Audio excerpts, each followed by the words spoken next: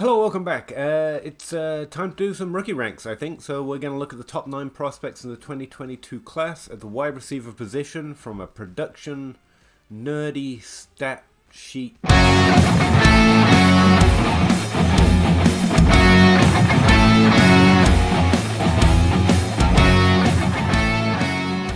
Okay, so the graphs on the screen are mostly so you don't have to stare at my face in big, because no one wants that. I get that you're not getting much from the graphs, and probably I didn't make the text big enough, but yeah, that's where we're at.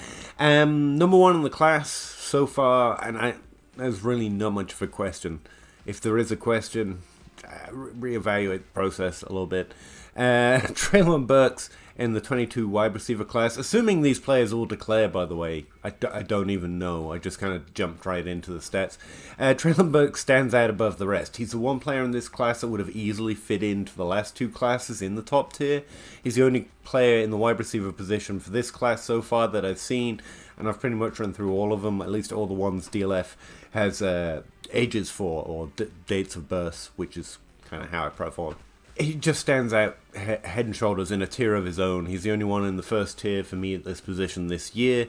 It's important to notice that, or know, or accept, or hear me say that just because players profile well doesn't mean they're the best player in the class. I'm not projecting levels even. I'm not even saying this is AJ Brown or this is, Robbie Anderson. There's a discrepancy between how well players played in college and how well they're going to play in the NFL that isn't always solved by the difference between their college production.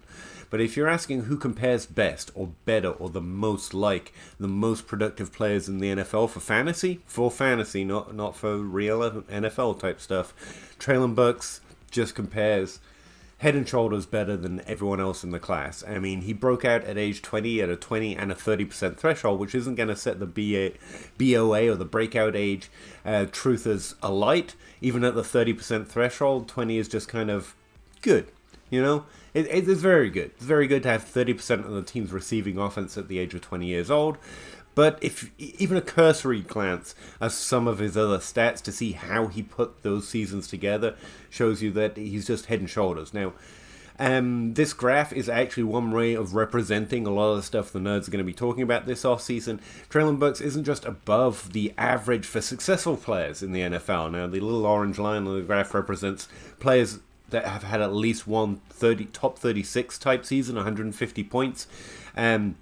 I recently updated it to players that have had a top 24 season in the NFL since 2009 or so, and that's the average of their production at each age, and it's kind of a main look into how productive they were if we're comparing apples to apples.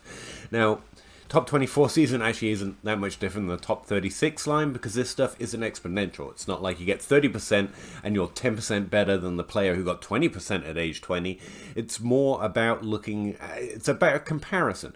Are you following similar patterns, excelling over other players in college in terms of the production and the market share and the whole swath, the share of the pie that you co-opted or created for yourself on that team. Now, the graph itself is about yards per team pass attempt. Yards per route run or route data is really interesting, but for college it's not publicly available. I just use per team pass attempt, and it works relatively well. I haven't seen any great research or testing to prove that using routes or targets works any better than yards per route run. I know people are beginning to become more comfortable with market share of yards per team and passing attempt. I just like to look at the raw number because I can compare it directly to a stat that we use for NFL analysis, and I know it to be good and useful and predictive, or one of the most predictive stats for how a player is going to do when they enter the NFL. That little section was just for the nerds who were wondering about all the other stats. It's just a representation of the best stat I got that really competes with anything else and mapped onto his age. And you can see he wasn't just over the average at age 20 and 21. He thrashed the average. Now, again, that doesn't mean you're 20 times better than everyone who's only over the average once, because this stuff isn't exponential. For example, the dots at the very top, which you probably can't see because it's so far up and so faded, is Demaryius Thomas.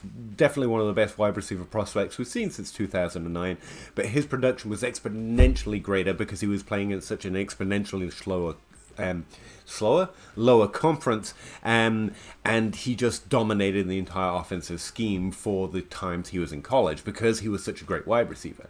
Now, adjusting for context through experience or age or team can give you an insight into how well these players are playing within context, but comparing those adjustments to each other tends to result in less signal, which is why I just like to adjust it by the age or compare it to apples, how much production per team attempt a player is garnering for their individual offenses and compare it to each other, because it tends to be a fairer comparison than if we make the team adjustments and then compare them to each other, even based on age or team year or anything else. Other people's mileage may vary, but I find this to be the best look. So I'm using Treylon Burks because there's really not much else to say. You want a player that compares well to the most productive players in college that have ever declared for the NFL since 2009, since 2000, since whenever. It's Treylon Burks. And no one else is close to this. At 3 yards per team pass attempt, which he did twice in both of his last 2 years, that's as good a number as you pretty much see, unless you're Demaryius Thomas, that uniquely high-level, talented player playing in such a quote-unquote lower conference, but also a team that was fully willing to basically give over that entire offense to him, which isn't always true. One of the exceptions to these production trends is Michael Thomas, one of the most productive wide receivers we've seen in recent years, who co-opted a large share of an NFL offense and produced mass amounts of fantasy points. He played at Ohio State, and the offense just does not seem to have been willing to utilize his skill set, and he actually looked overproductive compared to past players. Now, there are actually about 5, 6, depending on how generous you want to give to the outlier category. Over the last 20 years, there's about 7 different examples of players that genuinely profile as just low productive players, even in their situations when compared to past players. I've actually written them all up in the DLF article, the outliers, because we use that word a lot, but I don't think a lot of it's a term we slap on a player we just don't find fits our narrative very often. But if you actually know what an outlier looks like, it's the ones that don't have something in common when all the others do. And like I said, there's about 7 different examples if you're a little generous with it, but most players show up on this type of analysis of having been overly productive within their situation based on how they were playing. And again, Treylon Burks compares best to the best of them. I haven't dug into his skill set, where he plays, where he's likely to play, where he's likely to be drafted. I do know that Treylon Burks is coming from the SEC West, which is drafted into the NFL in the top 3 rounds for 11.4% of all players since 2009 in the first 3 rounds at that position have come from the SEC West. It's a very popular conference, and he played for Arkansas. Don't know if that matters to the NFL at all, to be honest, because I haven't looked at it through a team level, but there's a pretty high expectation that Treylon Burks is going to be high drafted. He's as productive as anyone that you could like. BMI or BOA Twitter, or all the initial Twitters aside, Treylon Burks is it. It's what a good prospect looks like, and he's the one clear-cut example we have in this class. Could he fail? Sure. Okay, so wide receiver 2 in this class, hoping to skip over a lot of the explanation I just gave with Burks. For me right now, it's Chris Olave. Someone taught me how to say that name, I'm not going to lie. Did not jump off the page at me. This is his graph, yards per team attempt, matched against the average of players that have had a top 24 season in the NFL. I mean, players should definitely not listen to fantasy analysts about anything, but I would say his profile was looking much better if you take off that last year where he drops once again below the average. Now again, where this stuff isn't exponential, and you can see through all the dots behind there, plenty of players have gone on to be really productive in the NFL for fantasy and been below their age curve in their last year or at age 21. It happens. Now, having had a lot of experience looking at these graphs and reading the numbers, I can tell you it's not great that we saw a dip in production in that last year. But there isn't a connection to degrading in your final year or your age 21 year and then not producing in the NFL. So while it's uncomfortable a little bit for me, because you'd like it to be perfect, like Treylon Burks, I'm really not concerned the fact he's suffered a last year dip. He's over the age curve in the last 2 years. At age 20, much like Treylon Burks, he's exponentially above their age curve with a 3.7 yards per team pass attempt. It's very good. In fact, because of another player I'm going to rank in this class, I think there's an explanation for what happened in at age 21. And while, again, it doesn't mean he wasn't less productive than he should have been last year, he was. But we do have some trends when good players are on the same team together. They cannot limit each other's potential, but they do limit each other's ceiling a little bit, and so that's not what this is. He was legitimately less productive than we would expect when he returned to college last year, but again, the only player who doesn't have something like that on his profile this year is Treylon Burks, and so Olave has the smallest of small little dents in the profile, as it were, that isn't exactly what you'd like to see. So yeah, I'm not gonna disregard what he did for the rest of his career just because last year wasn't exactly perfect. Yeah, this is true for his market share as well. I'm looking over my notes because I feel like there must be something else to say about Olave. No, that's basically it. That's all I've got for you on a first look. It's good. Last year's a little concerning, but overall this is a very good player, and I'm not going to think he's worse now just because last year he struggled a little bit, especially since the age 19 and 20. He was as good as we normally can hope to have across most profiles. So Olave, for me, fits in as a first player in Tier 2. There's a little concern there. Will he get drafted? Where will he get drafted? Where would he play? And obviously we like to see lots more information about these players, not just the numbers, not just their production. I want to hear from a lot of other people, but first glance, Olave fits in at 2 for me, but it's a different kind of tier from Treylon Burks overall. Coming from the Big Ten East, which has a slow drafted rate, like 4.4% of players drafted in the NFL since 2009, and the first 3 rounds have come from the Big Ten East.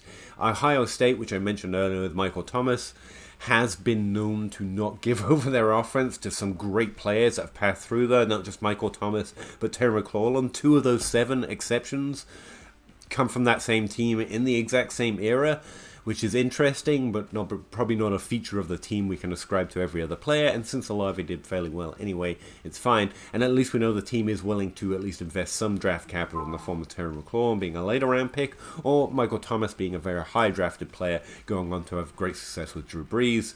Yeah, overall, I'm not too worried about Olave, and he fits in as wide receiver 2 for me in this class. Number 3, I need drops. I still need drops. Yeah, Garrett Wilson fits in as a wide receiver 3 for me in this class, in the same tier as Olave. We're looking at a solid tier 2 prospect in the 2022 class. Garrett Wilson is one of the reasons I'm willing to squint a little bit at Chris Olave's last year, because Wilson really took off after the age of 19, as you can see by the graph. By the time he hits 19 is when he starts playing, or at least when he starts recording stats, as far as I know, that are significant enough over the game threshold they actually start tracking him. His second year, he went off exponentially. Remember, that's when Chris Olave is doing pretty well, with 3.2 yards per team pass attempt. Again, anything over 3 is actually eyebrow raising, especially at a decent school in a decent conference like Ohio State. I don't know what makes a good college team, but I know good players have come from there, so I assume it's relatively competitive.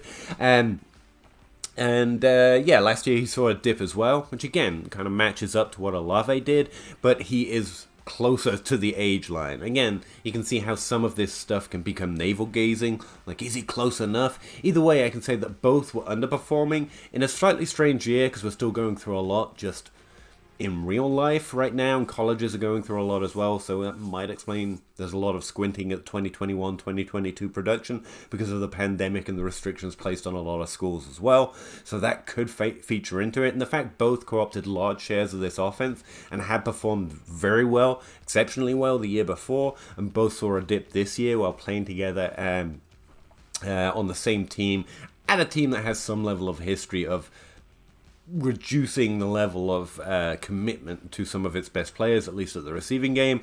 Garrett Wilson looks like an explanation for some of Olave's dips last year, and also himself looks like a relatively decent prospect. I'm putting him in at 2 in the same tier as Olave, so I need to learn lots more about them in order to separate them out for draft capital, and the draft, obviously, for all of these players is going to determine a lot. If any of these guys are Tyler Johnson and gets drafted in the 6th round instead of the first 3 rounds, like we kind of expected for Tyler Johnson, that's kind of a dramatic effect on how well he profiles, or how likely he is to produce fantasy points in the NFL, obviously. But for right now, Wilson looks like a really solid profile, especially playing as a 2 behind another player who is doing exceptionally well, Chris Olave. That for me gives them a little extra tick and lets me squint at some of the off numbers. Again, breakout age Twitter is not going to like these guys because both have slightly elevated breakout ages where you see their age curves take an extra year to play off, and where Garrett Wilson, just because aware of it, his date of birth falls, actually starts playing at the age of 19 instead of the age of 18, which, you know, is the golden breakout age of Twitter. Either way, I think Wilson looks like a exponentially productive player at a team that has reduced good players before, and yet it was no problem for either Olave or Wilson. So I think both look pretty good. To be honest, tier 2 prospects, I'm really interested to see where they go in the draft and learn a lot more about them. I don't know how I'm going to do the transitions for this, because switching over the grass just, you know, it's not content, so I do a fade. Woo, woo. Did it work? I don't know. George Pickens is my least favorite so far. Like Olave and Wilson, I've got stuff to talk about, but I honestly think both look like really good players. George Pickens comes up because, one, he's playing in one of those higher drafted conferences that we can have pretty decent expectations that the NFL is going to be aware of him and going to be looking where they want to draft him instead of whether he'll be discovered to be drafted. Playing in the SEC East, about 10% of players since 2009 have been drafted from the SEC East. He's playing at Georgia as well. Even I know that's a very well-known school. The NFL is aware of those players and probably deciding where rather than if they should be interested in the top prospects from those schools. And as for a receiver from Georgia, George Pickens is a pretty good example of Georgia receivers. Now, he's not the best Georgia's ever had to offer, but he was over the age curve in both of his first 2 years at age 18 and 19. You've got to give him that. He played as well as good prospects that have gone on to do well for fantasy in the NFL have ever done through those first 2 ages in Georgia, which has a fairly high expectation of production as it is. All 3 players, or four players now, or 4 players I've looked at have beaten the age curves overall in terms of their conference average, their age average, and their experience average, which I'm thinking of calling coffee, but that's a story for another day. The next guy I have is probably someone I have the most draft concerns with, and this enters a separate tier. Now, the players in this tier I probably like better in terms of a production standpoint for various reasons, just things I've learned to track, elements of profile I like to see. But they have much more draft concerns than the solid profiles who match well with their production profiles that I'm going to talk about in this tier. But also, this tier has less expectation of draft capital. David Bell, I think, especially once, and we're going to talk about his age 19 season here in a little bit, that little yellow dot that's missing, is coming from the Big Ten West. And I know not everyone distinguishes between the West and the Eastern conferences, but I do, okay? Just like, live with that, I guess. He's also coming from Purdue, and I am no stranger to absolutely loving players from Purdue, only to see them not quite do what I hoped, to be honest. Wan'Dale Moore is the latest, but I actually think he had one of the better rookie seasons that we've seen, especially from Purdue in the NFL this year. David Bell, actually, I think profiles a little bit better than Wan'Dale Moore as a receiver. And I profiled Wan'Dale Moore as a receiver, even though now he's getting talked about as, you know, a potential gadget player or whatever. I don't think so, but that's a conversation for another day. And I think David Bell was doing slightly better in some ways than Wan'Dale Moore, with a slightly larger sample size, because one of the problems with Moore was we basically had one healthy season. But overall, yeah, coming from Purdue, the Big Ten West, literal 0% drafted rate. Like, it's Wan'Dale Moore. He's the guy that got draft capital in the first 3 rounds from this class, but where that's a recent class, it's not factored into draft rate. Some teams just have those kind of histories. You get familiar with them the more you look at them. Now, David Bell does break both the conference, the experience, and the age curve. As you can see from his graph here, it's kind of a good description of the way all his production would look if you mapped any particular stat onto an average of past players at different ages. This is kind of what he looks like. There's no great per game, late breakout, any of the other little red flags we've learned to look at. All his stats look decently above the average. Now, that missing year there, 19, is because the team actually in the Big Ten West suffered significant loss of season because of, you know, stuff that's going on, and so they played so few games that no player played enough games. I actually included them in most of my stat profiles because I found if you can't get over 6 games played, then the sample size is too noisy. It actually can lie to you more often than it will tell you the truth. And An example of that is it's a lot easier to hit one free throw. I can, in basketball, right? That's a basketball thing. I could probably get the ball in the net once, and if I do it once, just leave it there, I look like I'm 100% accurate. Ask me to throw it twice, though, and it's going to drop to 50%. Ask me to throw it 10 times, it's going to drop to 10%. The more times you see a thing play out, the more confident you can be at how well that performance is and will maintain. And where Purdue just didn't play a lot of games in age 19, I basically just write off the season. Here's the thing, though, his other years actually back up what happened in that shortened season, and that shortened season was pretty much one of the best seasons that any of the players in this class had, including Burks. It's just kind of in this missing season. And again, just having one season as good as Burks wouldn't make him better than Burks, especially coming from Purdue, but it is noticeable to me that in this shortened season, a very common breakout year, by the way, Bell broke out a little before that, he hit a 30% threshold for the team's overall production. That's an age 19 breakout age at the 30% threshold. Yay, breakout age Twitter can finally be happy with me. This is not a class that's going to make breakout age Twitter happy. It's just not. But the only player to break out at a 30% threshold in this class is David Bell. And it's in this missing season because they played less than 6 games for the whole season. And again, I'm not putting it on the graph, I'm just letting you know. And the fact that his other years kind of back up that level of production, his yards per team attempt is stably, significantly high throughout the 2 seasons at age 18 and age 20 we see, where he played over 8 games, I think is actually the threshold I learned. It's real interesting to me that the one guy who managed to hit a really impressive breakout age of that 30% threshold, that's the kind of thing where breakout age can help identify. It's an identifier stat, not a profiling stat. It's really interesting to me that he may be missed, especially coming from Purdue with lower expectations of draft capital. It's really interesting. So, Wan'Dale Robinson. Again, remember this third tier, has significant draft concerns. And Wan'Dale Robinson is going to get tagged with like the next, the next Curtis Samuel, or the next Deebo Samuel, or a lot of them are called Samuel. Or the next Rondale Moore. There you go. I don't know about all of that. I do like that the NFL is experimenting more with a willingness to give players roles that they excel at, rather than trying to create them into a role that they want to exist. But I think that's too narrativizing. I will say that Wan'Dale Robinson played running back initially. He converted to wide receiver, specifically in his last year. You see him pop off the chart there, well above the average. That's the year he was playing straight up wide receiver. That's cool. The fact that as a running back, playing for a lower team, I actually think he moved in to the conference he's going to be drafted on. He was actually playing at running back. Before that, I can't read my own notes. Here we go. Yeah, he was playing at Nebraska the first 2 years, where he was getting like 70, 80 rushing attempts, playing mostly running back. And then he elevates the SEC East, 10% drafted rate that we talked about earlier, playing at Kentucky. Yay, Kentucky, I live in Kentucky. But a lesser NFL scouted team at least. But still, it's a conference that they're paying attention to. They're not necessarily looking to draft Kentucky players. They're not deciding where, they're more deciding if.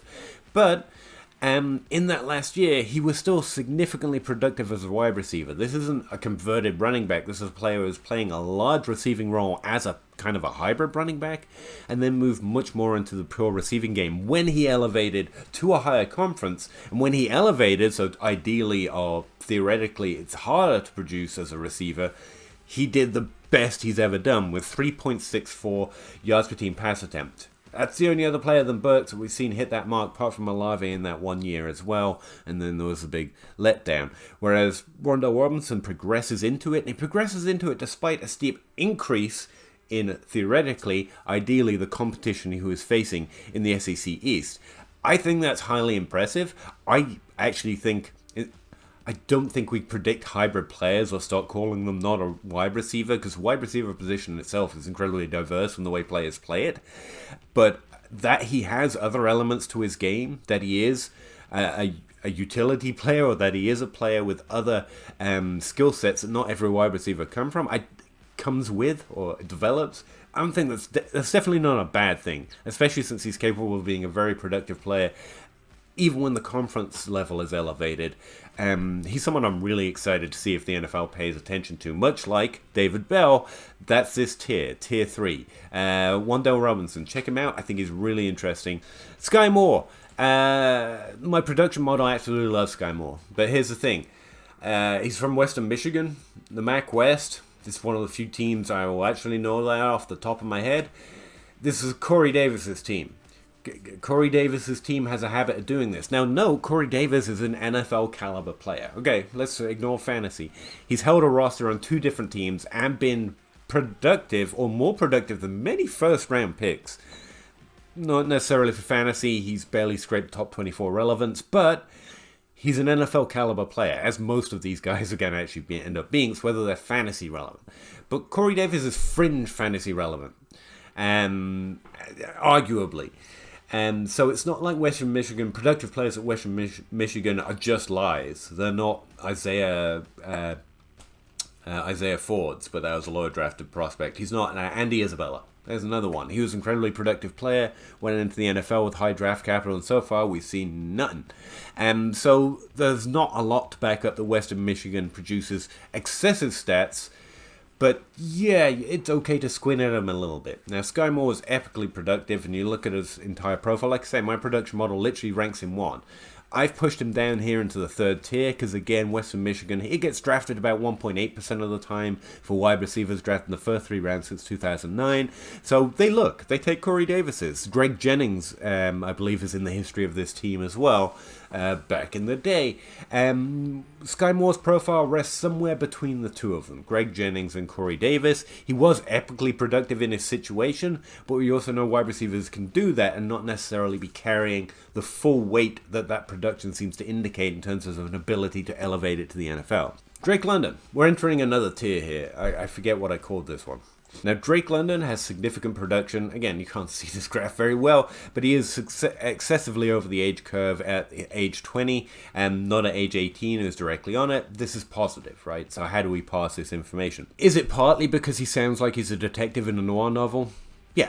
Yeah, I'll give you that. I want him to go to the Colts, and I want him and Jack Doyle to team up and solve crimes together. But that's not why. He actually played, speaking of the Colts, on the same team as Michael Pittman did. Drake London, yeah, he plays Southern California in the Pac-12. 3% of players drafted into the NFL since 2009 come from that conference, so a little lower expectation in terms of draft capital already. But I think the NFL is largely aware of Southern California if a good player is on that team. That's why drafted rate doesn't always tell the full story.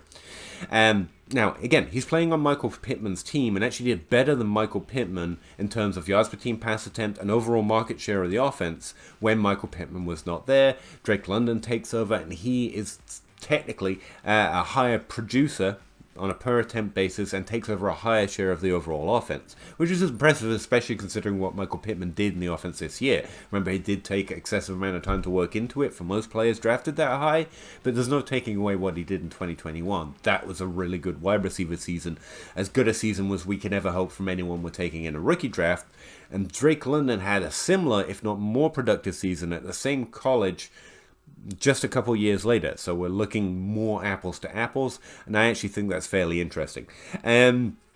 He also was more productive than Amon-Ra, who also had a good year in 2021 as well. That's not to say that these players are the model, but the fact they've both played on the same team, so we compare their production to a player playing in almost the same situation, or much more the similar situation than most players when comparing one-on-one, is interesting that Drake London was doing better than both Amon-Ra and Michael Pittman in yards per team pass attempt. Again, this stuff isn't exponential. Being better doesn't mean you are better, but it does indicate to me that he's playing at a level that 2 players who have elevated to the NFL have actually able to produce stats, earn roles, and produce fantasy points while also playing at in a very similar situation.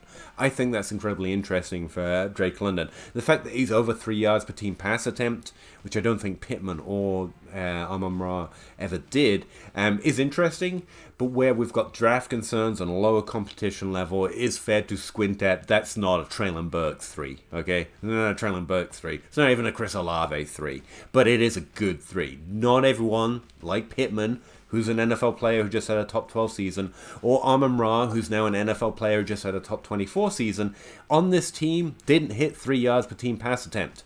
So it's easy to get there because two good players who just came from there, literally just came from there, didn't do it. That's why a lot of the expectations, when people look at my evaluations or look at my stat sheets, are like, why don't you just adjust it by team? It's because it literally doesn't work like that. Yeah, this is the 9th and final player of this class, I believe, that I'm interested in. It goes Drake London, right? Drake London, Justyn Ross. I don't like Justyn Ross. One, it sounds way too much like John Ross, and I'm triggered by those kind of things. But once I got over not being a child anymore, I went and looked, and yeah, his production doesn't look good. My model didn't like him as much as that matters. And part of the reason are these 2 seasons. He's age 19, then there's a break year, and 21, significantly below the average of successful players into the NFL. Both played over 6 games for both of them. That's why he gets a mark on the graph. So, end of story, right? Just having one good year to start with isn't it. But in terms of who else is left, and all the other 8 players that I've got ranked above him right now, and everyone else that I haven't ranked, Justyn Ross stands out as the most interesting, with the highest potential for this production graph and his production to be hiding a lot more, and relative to conference as well. So what is it about Justyn Ross? Is it just this age 18 season? Yeah, kinda, because I don't think we can judge the others ones. And again, this is a player with many more warts than every player I've mentioned so far. That's why he's ranking 9th, and I think he's a slightly different tier.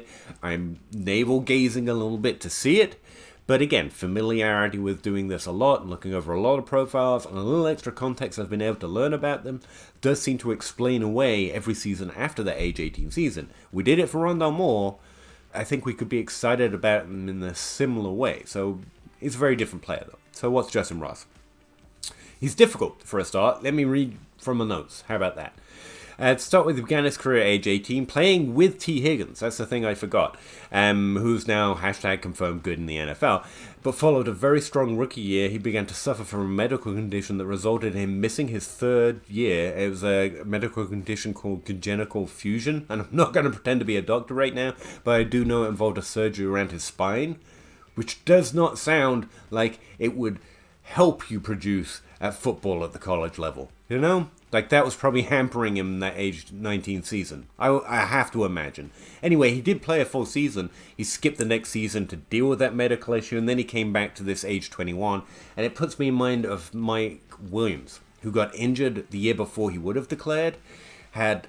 He was meant maybe never to walk again, but had significant surgery, worked himself back, came back from one last college season, and we've seen him be good in the NFL. In fact, for a stretch in 2021, phenomenal, right?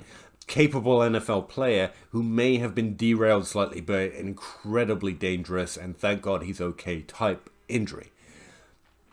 Justyn Ross isn't Mike Williams and wasn't as productive for as long as Mike Williams before this happened to him, but we do know there's precedent for a player dropping in production and taking longer to develop, even in the NFL, because of something like this happening. Again, this is more narrative than it is stat-based analysis, but I like precedent, and I think that's fair game.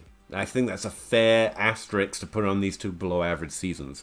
I don't think it's fair to judge the age 19 season, and on his return at age 21, he surely wasn't the same player, but he's just returned from a surgery, which, again, very scant, non-medical expert readings seem to be significantly dangerous surgery that he's just recovered from, so I'm not really willing to value his age 21 season as telling us something about how good he is compared to past prospects. I think those are 2 weird outlier years. The most logical, the best decision for me, trying to make decisions about fantasy football, to write off a player who excelled at age 18 with T. Higgins on the team, who we definitely know is good and could co-opt his own share, just because he returned to less fanfare than Amari Rodgers after having this significant medical surgery. So that's the next interesting player in the class, because I'm just ignoring all it apart from the age 18 season and noticing that he broke out for over the average of productive players in the NFL. And yards per team pass attempt, one of the best stats I found, or I have at least,